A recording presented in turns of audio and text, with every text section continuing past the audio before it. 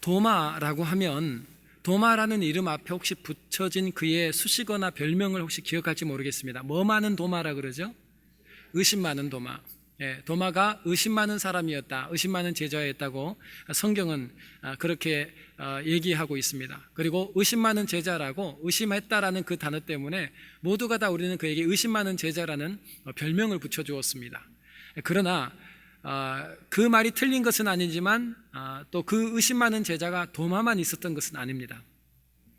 사실은 예수님께서 3일 후에 부활하시겠다라고 하는 그 말씀을 믿고 기억한 제자는 없었습니다. 도마만 믿지 않았던 게 아니라 모든 제자들이 예수님의 부활을 기대하지도 않았고 믿지도 않았습니다. 그냥 무섭고 두려워서 문을 걸어 잠그고 숨어 지냈을 뿐입니다. 부활하신 주님이 오실 거라고 기대하면서 흥분한 제자는 단 한 제자도 없었습니다. 뿐만 아니라 여인들이 부활하신 주님을 만나고 제자들에게 가서 얘기했을 때도 그들은 듣고 믿지 않았습니다. 도마만 믿음이 없었던 게 아니라, 의심했던 게 아니라 모든 제자들이 예수 그리스도의 부활을 기억하거나 믿지 않았습니다. 증거를 대드리겠습니다. 누가복음 24장 9절에서 11절 말씀 우리 함께 읽어보겠습니다. 시작.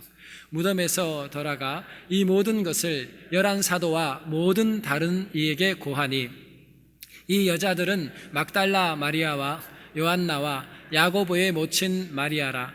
또 저희와 함께한 다른 여자들도 이것을 사도들에게 고하니라. 사도들은 저희 말이 허탄한 듯이 배어 믿지 아니하나. 아멘. 자, 여인들이 달려가서 얘기했지만 예수님의 제자들, 사도들은 듣고도 그 말을 믿지 않았답니다. 도마만 의심하고 믿지 않은 게 아니라 모든 제자들이 믿지 않았다고 누가는 그렇게 기록을 합니다. 그러면 다른 복음서 볼까요? 요한복음 20장 9절 말씀입니다. 다 같이 시작. 저희는 성경에 그가 죽은 자 가운데서 다시 살아나야 하리라 하신 말씀을 아직 알지 못하더라. 아멘. 엠마오로 가는 제자, 이 제자가요 안 믿었답니다. 안 믿었답니다. 그분이 죽음 가운데에서 다시 살아날 것을 믿지 않았다고 요한 사도도 기록합니다. 자, 그러면 누가도 그렇게 얘기하고 요한도 그렇게 얘기하고 마태는 이미 본문이고요. 하나만 더, 마가복음 16장 10절 11절 말씀, 제자들 상태를 보겠습니다. 시작.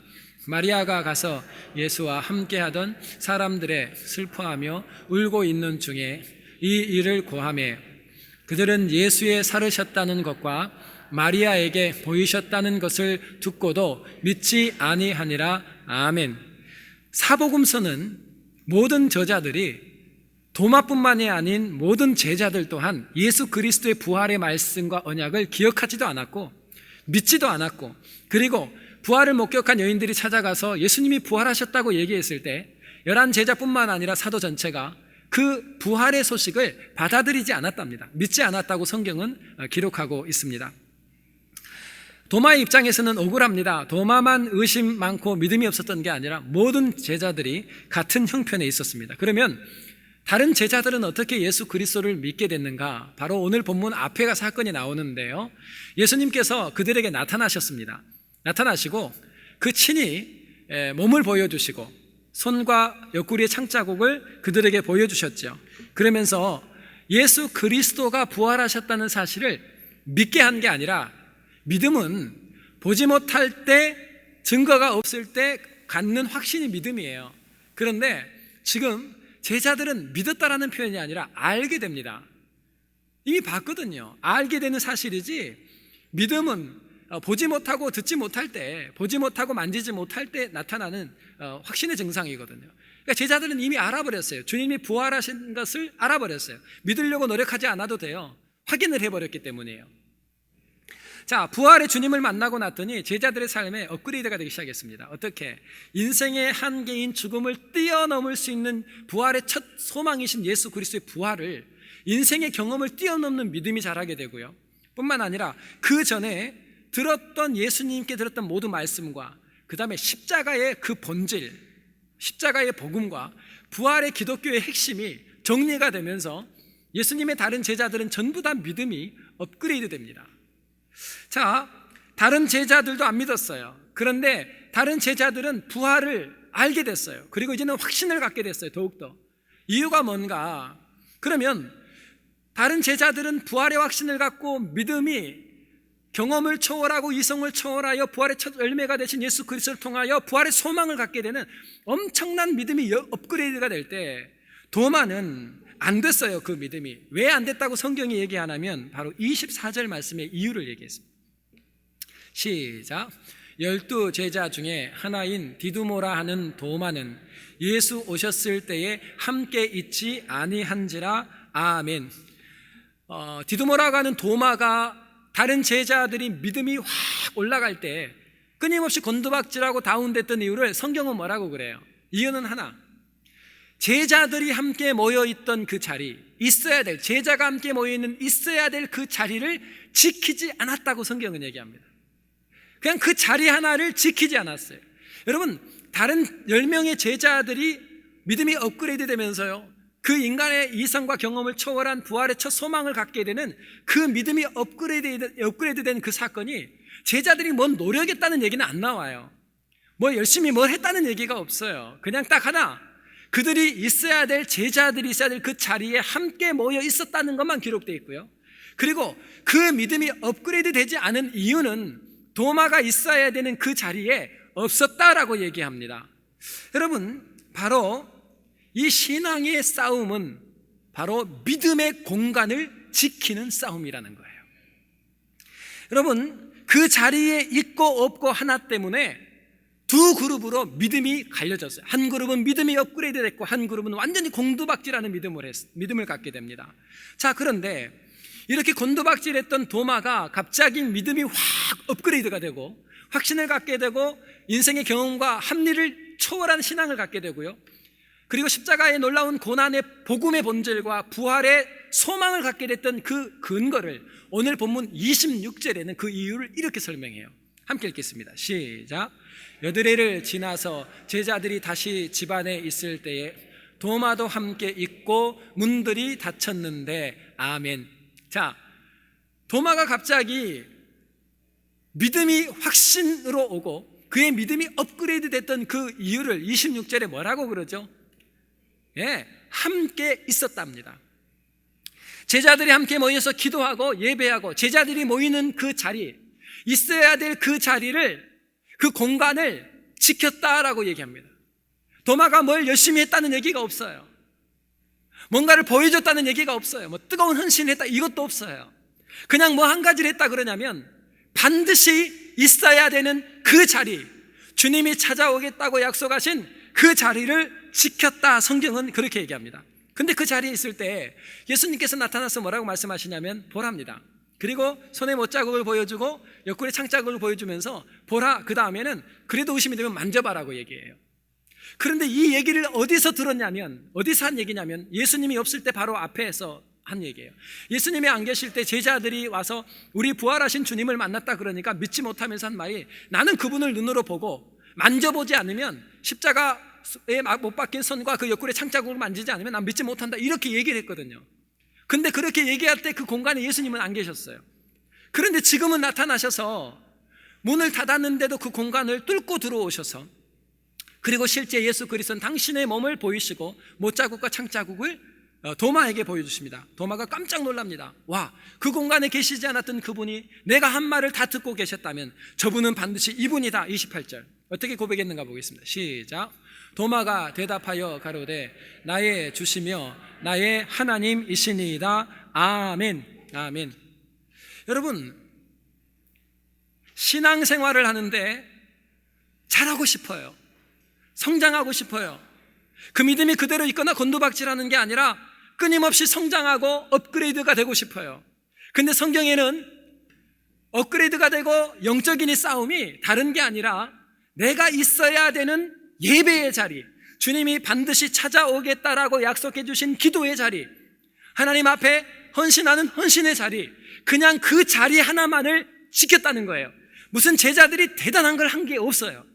그럼에도 불구하고 주님이 찾아오시는 그 예배의 자리를 지키기 위해 지키기만 했음에도 불구하고 지킨 그 자리를 통해서 믿음이 업그레이드가 되기도 하고요.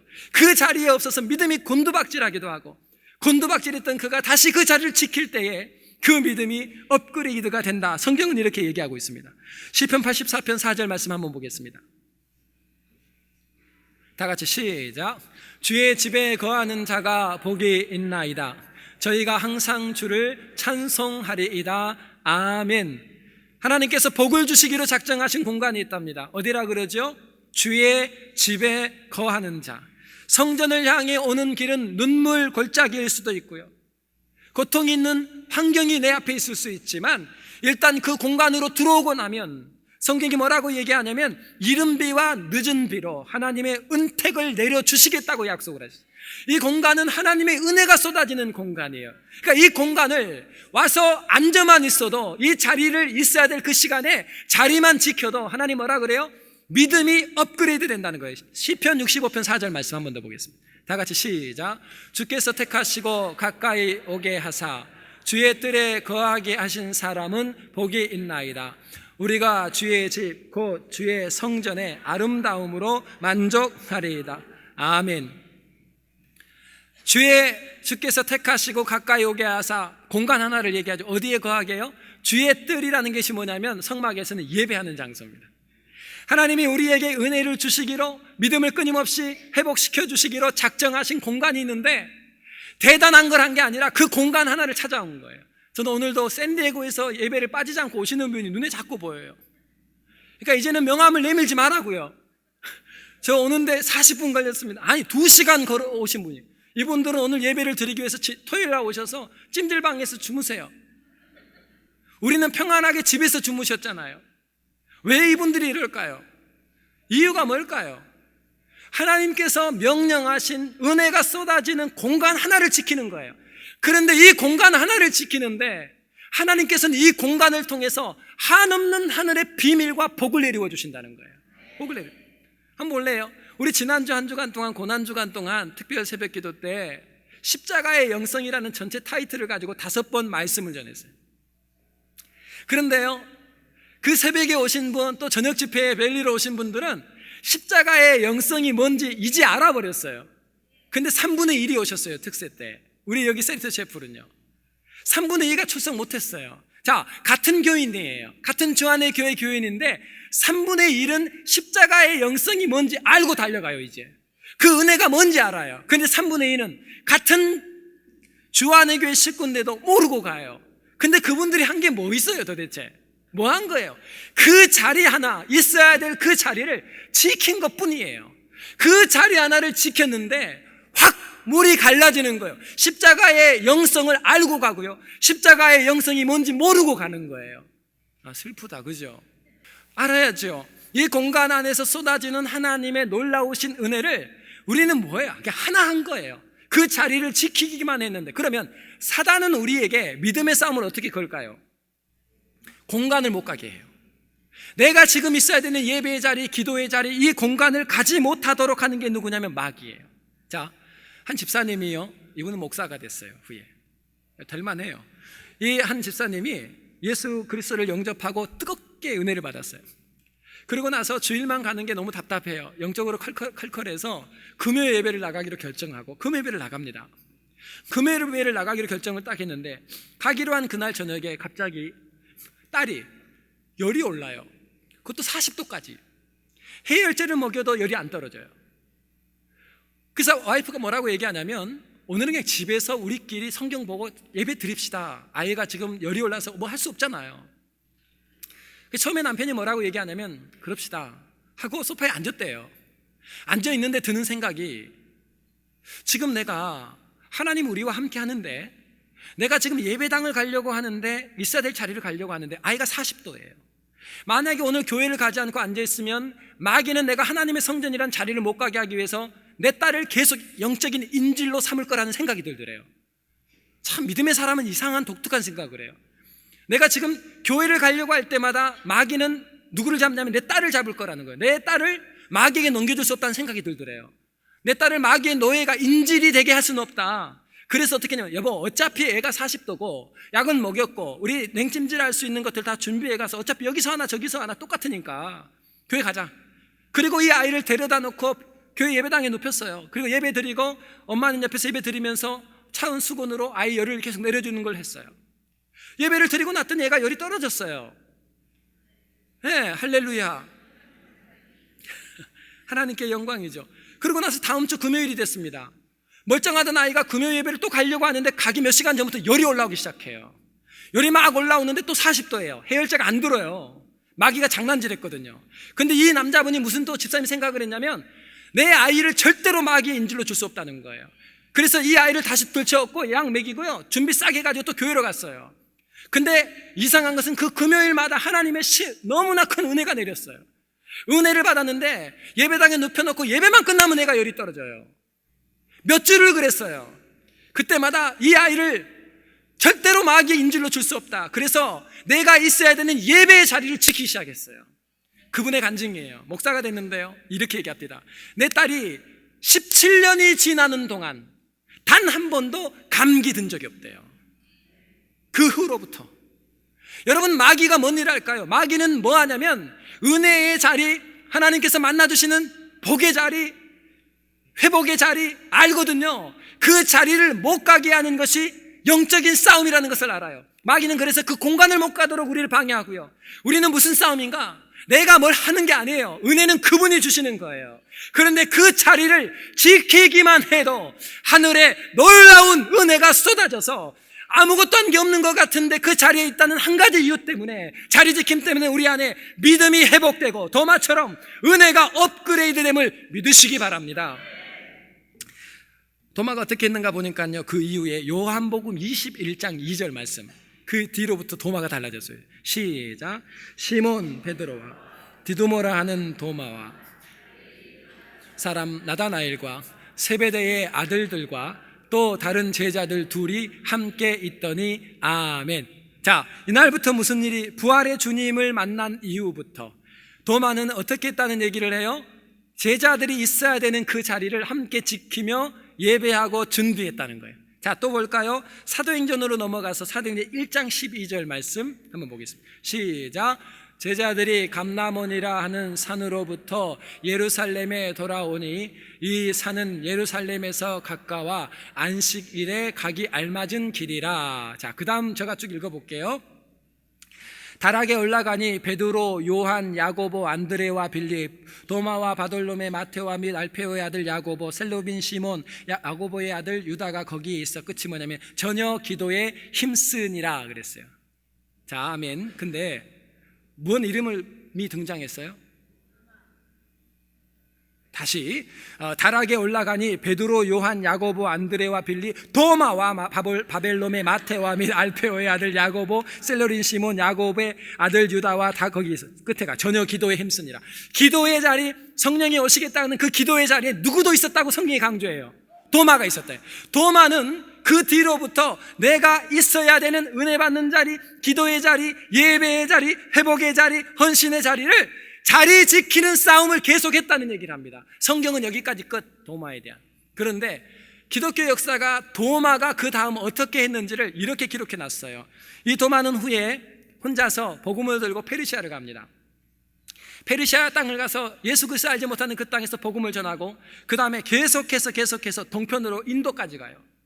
그리고 어디냐면 에데스라고 하는 그 장소에서 원주민들에게 복음을 전합니다. 예수 그리스도를 알지 못하는 그들에게 복음을 전하고 생명의 위협을 받고 있는 그 상황에도 계속해서 도마가 예수 그리스도 복음을 전하다가 원주민들의 창에 맞아 그 자리에서 순교하죠.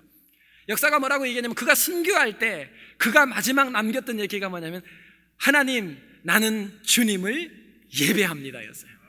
여러분, 도마의 인생에 비록 있어야 될 자리를 잊지 못한 적은 있었지만 자리가 얼마나 중요한지, 믿음의 싸움이 이 자리 싸움, 공간 싸움임을 알고 나서 주님을 만날 수 있는 그 자리를 지키기 위해 목숨을 걸고 뛴 그는 결국은 헌신의 순교의, 그리고 선교의 그 자리까지 가서 하나님이 명령하신 자리를 지키다가 하나님의 나라에 갔다가 역사가 얘기해요. 여러분, 대단한 것을 할 수 없어도 하나님께서 우리에게 작정하시고 은혜 주시기로 한 예배와 기도와 헌신의 자리를 지킴으로 부활하신 주님으로부터 영적인 회복과 업그레이드가 있는 놀라운 성숙한 성도 되시기를 주님의 이름으로 축원합니다. 한 가지만 더 얘기할 거예요. 자, 그런데 예수님이 도마를 회복할 때 썼던 툴이 뭐냐는 거예요. 자, 이 툴은 마귀도 써요. 뭔 툴인가 볼까요? 우리 한번 보겠습니다. 20절 말씀, 27절에도 나오죠. 도마편을 펴주시면 좋을 것같아요. 27절도 알고 있는데, 다 같이 한번 시작. 도마에게 이르시되 내 손가락을 이리 내어 내 손을 보고 내 손을 내밀어 내 옆구리에 넣어보라. 그리하고 믿음 없는 자가 되지 말고 믿음 있는 자가 되라. 아멘. 자, 예수님께서 도마를 회복하실 때 썼던 툴이 뭐예요? 예수님의 상처였습니다. 상처. 여러분, 모든 사람은 상처가 있어요. 크고 작은 상처가 다 있어요. 마치 나무에 나이테가 만들어지는 것처럼 인생의 길이가 긴 만큼 상처도 많습니다. 여러분, 상처가 뭘까요? 상처는 사건이 우리 안에 부정적으로 남아있는 흔적을 말해요. 그걸 상처라 그래요. 자, 그런데 인격적인 모독을 당하기도 하고 배신을 당하기도 하고 사랑하는 사람들에게 의해서 모독을 당하고 이별을 하기도 하고 수많은 상처가 우리에게 있습니다. 그런데 이 상처는 잠복해 있다가 갑자기 딱 나와요. 저 사람하고 얘기를 할 때, 그냥 대화할 때는 저분이 발끈하지 않아요. 그런데 꼭 아버지나 가족관계를 얘기하면 그 사람이 발끈해요. 상처가 있어서 그래요. 우리는 작은 상처라도 몸에 있는 그 상처, 다른 데는 살을 만져도요 반응을 안 합니다. 그러나 기스가 조금만 나 있어서 골마 있는 상처가 있으면요, 부정적인 상처니까 골마 있을 거 아니에요. 거기는 건들기만 해도, 닿기만 나도 발끈해요. 상처는 그렇게 해요. 우리 안에 잠재해 있다가, 잠복해 있다가 어느 날 갑자기 말과 그리고 습관과 행동과 여러 가지 삶의 기질과 태도로 다 나와버려요. 그래서 이 상처는 마귀의 도구이기도 합니다. 마귀는 이 상처를 갖고 써요. 다윗이 나왔을 때 이스라엘 백성들이 뭐라 그래요? 골리앗을 이기고 나서 다윗은 만만히요 사울은 천천히라. 그때 사울 왕이 마음 가운데 상처를 받습니다. 백성들이 상처를 받았어요. 그 상처를 통해서 뭐가 들어가요? 사단이 들어가죠. 사무엘상 18장 10절에 뭐가 나오냐면 하나님이 부리신 악신이 힘있게 사울에게 들어갔다 그래요. 시기와 질투로. 처음에는 백성들에게 섭섭하고 상처를 받았는데 마귀는 그 상처를 타고 들어가서 그 안에 시기 질투를 넣어주고 이 사울의 인생을 완전히 패망으로 끌고 갑니다. 여러분, 상처의 첫 번째 쓰이는 방법은 사단이에요. 사단이 상처를 씁니다. 어디로? 우리를 끌고 가요. 예를 하나만 드릴까요?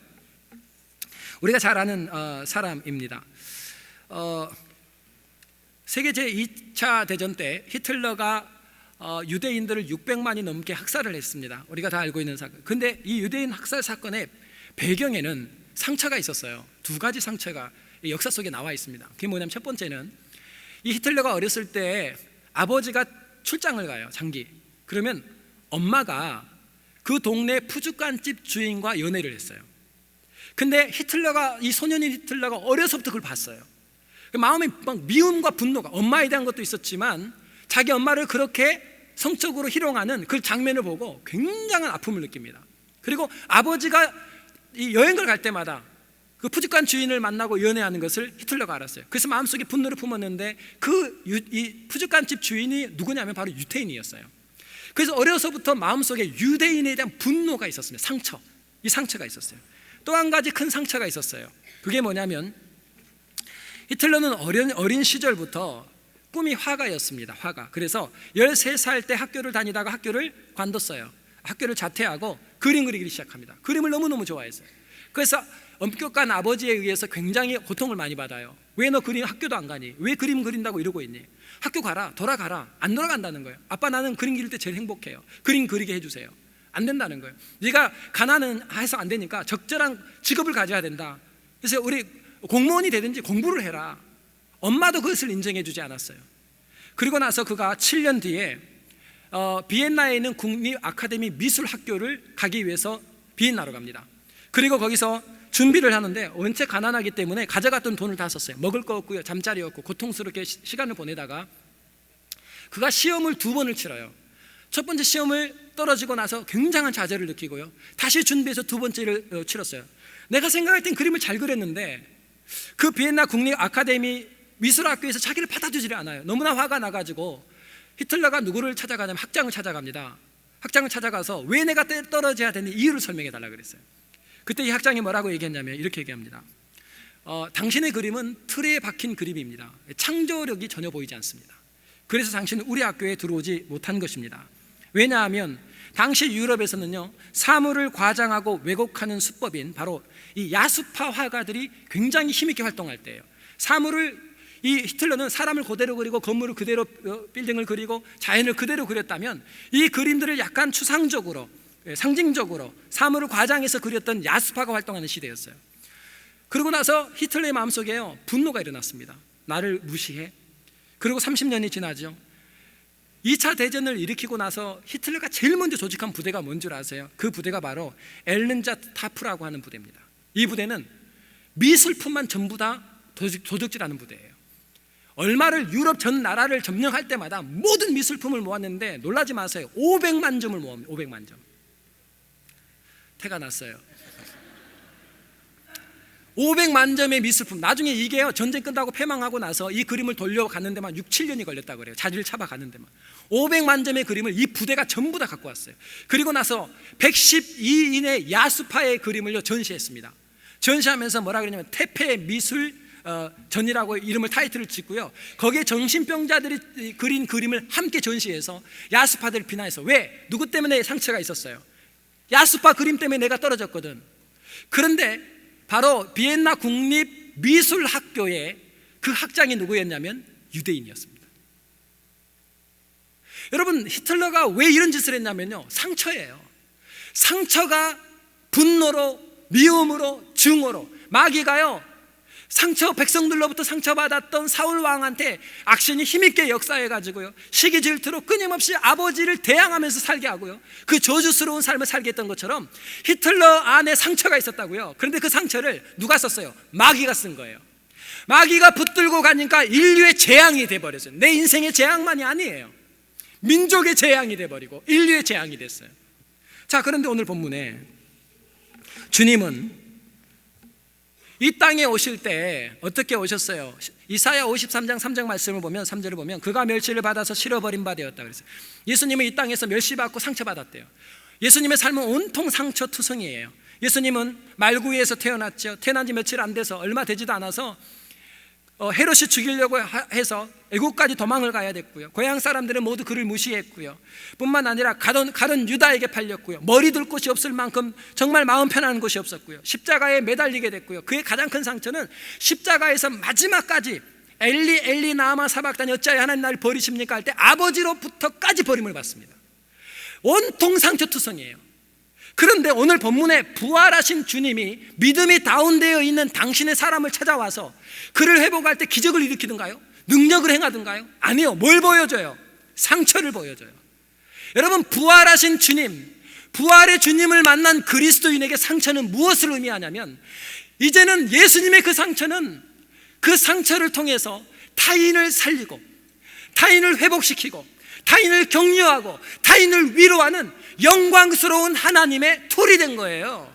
여러분, 부활하신 주님을 만났다는 건 뭐예요? 하나님의 아픔이라는 신학의 책에 바로 기다모리가 가져가 쓴 책이에요. 그리스도는 자신의 상처를 가지고 우리의 상처를 치유하셨다 그래요.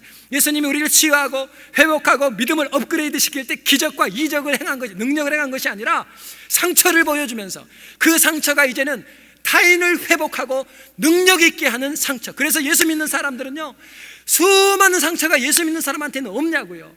근데 이 상처 속에서 마귀한테 그 상처를 내어주면 분노와 미움과 증오, 그래서 나만 망하는 게 아니에요. 나와 함께 연결되어 있는 모든 사람을 불행하게 한다는 거예요. 근데 부활의 주님을 만난 사람은 이상한 특징이 하나 뭐냐면, 바로 이제는 그 상처들이, 내게 왔던 상처들을 마귀에게 내어주는 것이 아니라 주님의 도구가 되어서 내 상처가 오히려 오늘 절망과 정말 회복할 수 없는 그 밑바닥에 있는 영혼들에게 소망과 희망과 타인을 살리는 하나님의 영적인 도구가 됨을 믿으시기 바랍니다. 한 소년이 태어났는데 팔이 없어요. 다리가 없어요. 몸뚱아리만 있었어요. 이 소녀는 8살 때 살고 싶지 않았어요. 희망이 없었어요. 너무너무 고통스러웠어요. 살아갈 의미가 없어요. 학교를 대학 갈 생각까지 못했으니까. 그리고 그가 생각했던 것은 뭐냐면 너무너무 자신이 암담하고 너무너무 괴로워서 죽으려고 그랬어요. 그래서 자살을 시도합니다. 8살 때부터 자살을 합니다. 이 아이가 마음속에 다른 것보다 하나님에 대한 분노가 너무 많았어요. 하나님 어떻게 나를 이 땅에 이렇게 보낼 수 있냐는 거예요. 다른 사람들에게 있는 것 최소한 아무것도 없다는 거예요. 몸뚱아리 하나밖에 없어요. 그래서 학교를 가면 외모를 보면서 친구들이 뭐라 하냐면 이 괴물아, 외계인 같다, 옆에로 오질 않아요. 비웃어요. 그래서 8살 때부터 3번 자살을 시도하고요, 죽을 기회만 있으면 죽으려고 했어요. 그 비통함 때문에 나는 어디를 가야 할까? 분노 속에서 마음속에 분노와 비통함이 쌓여 있었어요. 죽고 싶어서 죽는 시간만을 찾아다니던 그가 지금 뭐 하고 있는가? 우리가 잘 알고 있는 닉 부이치치입니다. 그는 이렇게 얘기합니다. 다시 일어설 수 있다면 넘어져도 좋다. 다시 일어설 수 있다면 넘어져도 좋다. 8세 이후로부터 자살을 시도한 그가 팔다리 없는 것보다 그를 더 힘들게 했던 것은 내면의 외로움과 두려움이었어요. 10살 때에 물이 가득한 욕조에 머리를 쳐박고 죽기로 결정한 날, 욕조에 물을 쳐박고 숨 마지막을 뽑아낼 때에 갑자기 머릿속에 지나가는 사람들이 있었습니다. 그것은 바로 자신을 지독히 사랑하는 부모였습니다. 그리고 형제였습니다. 학교를 가면 짓궂은 아이들이 실제 손이 없는 팔랑거리는 옷자락을 잡고 놀리고 밀치고 욕하고, 학교를 다녀와서 너무나 서러워서 엄마의 품에 안겨 울 때 그 어머니가 함께 울어줬습니다. 그리고 그에게 했던 얘기입니다. 닉, 너를 이렇게 하나님께서 만드신 데에는 특별한 계획이 있다. 그러나 지금은 모르지만 언젠가는 그 전모를 알게 될 거다. 닉, 지금은 모른다. 그러나 하나님이 너를 위해 세우신 특별한 계획을 너는 언젠가 하나님의 그 전모를 알게 될 거야. 격려해 주었습니다. 닉은 15살이 되었을 때 부활하신 주님을 만나게 됩니다. 절망 속에 있던 그를 주님은 찾아와 주셨습니다. 그리고 평생의 그의 질문이었던 한 가지 질문을 하게 됩니다. 그런데 그 질문을 성경에서 찾습니다. 요한복음 9장에 제자들이 예수님께 물었던 질문입니다. 이 사람이 눈먼 사람으로 태어난 것이 이 사람의 죄 때문인가요? 아니면 부모의 죄 때문인가요? 이 구절을 읽었을 때 내가 평생 던졌던 그 질문과 똑같은 질문을 하고 있었습니다. 하나님, 내가 이렇게 태어난 거가 우리 부모의 죄입니까? 나의 죄입니까?